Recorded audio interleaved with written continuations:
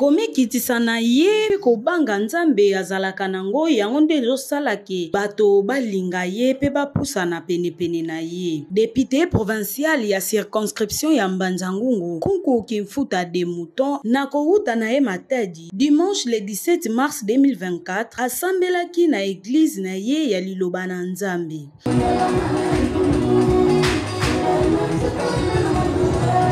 Kilti yango elekaki malamu pe bandeko basepelaki na komona moko na bango azongi susu po ete basambela elongo.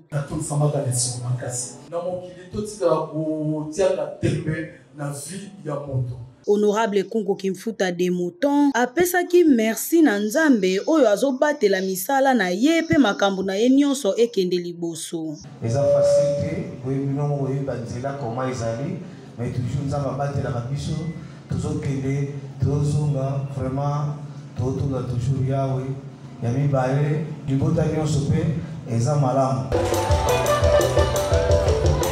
Na mokolo ya le 18 mars 2024 atambolaki makolo na quelques avenues ya Mbanza-Ngungu esalaki esengo na baye oyo bayebi ye pe basengi na ye ete a continuer pe a changer ezaleli na ye te.